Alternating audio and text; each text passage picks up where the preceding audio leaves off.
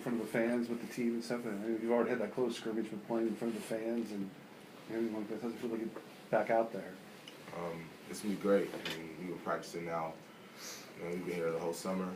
We've been doing things against each other for a long time now, so it's gonna be good to go out and have a real game and play against each other and combine as one unit and play. It's gonna be great. What do you expect to see, kind of different from this year's squad as opposed to last year's squad? I think early on our defense is so much better early on. Athleticism, speed, quickness, our size, everything is just completely different than last year. Coach said that roles and rotations are starting to get defined maybe a lot earlier than they have the last few years. What do you think is the biggest kind of thing that's contributing to that right now? Guys trying to get better. These guys buying into the system. This year, like I said, over the summer, everyone stayed here, so there's kind of that course of learning and education going on to allow people to make that step to grow and to get better. So we've seen it early on, the people that just want to step up, become leaders on off the court. Even though me and Nigel are captains, we still have other leaders that are captains that are stepping everything up. So. And how big is that trip that you took to China? How big is that still even paying dividends for you right now? I would say a lot, just playing in a different aspect, playing with other guys in the conference, seeing what they bring to the table, seeing what I can bring to the table in a bigger group or a bigger setting. So I still think I'm still able to contribute that over here a little bit. How was this off season different for you? Besides the China trip, it was probably a lot the same.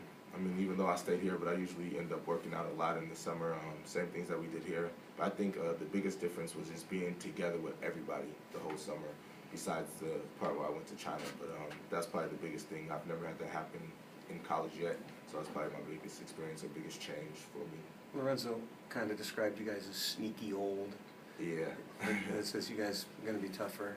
Yeah, well, me, I'm like the young old dude, so, like, I just turned 21, but, like, Jannard's 22 already, G's 22, Sean, like, 60, so, we're just an old group of guys now, but then we also have our young guys, like Darren and Nigel, they're both still young, Jamil, he's even old, but, yeah, so, we're an old group, but, good thing we still kind of play with energy and play like we're young. But you've been here for a while, you know, with this team being like, Lorenzo says, sneaky old. How much difference does that make? Because you seem more mature even than you did a year ago. It makes a big difference. Going through this college experience, I've learned that usually a lot of the better teams usually have those older guys or people who are more experienced to kind of lead the way. And then there's always the young guys who step into their roles and kind of help embrace that and grow with you. So I feel like that's what our guys have done. Darren Johnson's come back way more mature. Way more focused, the same with a lot of the younger players. We all know Nigel's way beyond his years, so we're pretty good in that area.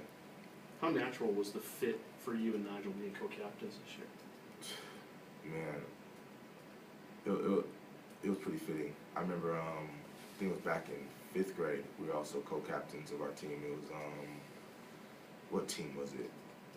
Team Jones.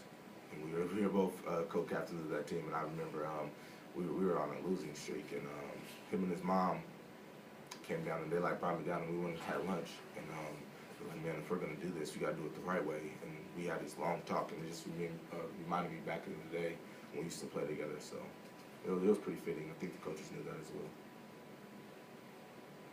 Just about the way the team has finished the last couple of years and having not made the tournament, is there any, being the kind of one of the leaders on the team, telling the guys, hey, this is, we really need to take advantage of the opportunity we have this year with Upshaw and a lot of the Jannard healthy. Is there any talk of that already or not yet?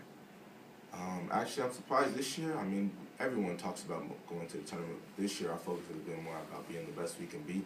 And we feel like if we're able to do that, then the tournament is going to come. So without that focus, just primarily on making it to the tournament, I think we'll get there just because of our determination to be the best we can be. The way that you finished the season last year, will that have any bearing on what's going to happen now, tomorrow night, next week? That just goes back to just what I said before, just playing the best I can be. I know how I can play, and I continue to try and make efforts in practice to play that way. So I'm just going to give it all I can out on the court. Since you got a chance to play with a number of guys from other Pac-12 teams this summer, what's kind of your thumbnail sketch of what people should see from the Pac-12 this year? I feel like they're gonna be pretty good as far as all the teams that they have in the Pac-12. I saw Oregon play the Expedition game last night or the other night. They had like 101 points. So even though they're quote unquote down, so I think the conference will still be pretty good. Give us a guy to watch out for tomorrow. Who's going to surprise us? Ooh, that's a tough one. My best guess would either be I have to give you three. It'd be Quevin Winters, Robert Upshaw, or Donovan Dorsey. Anything else, Ray?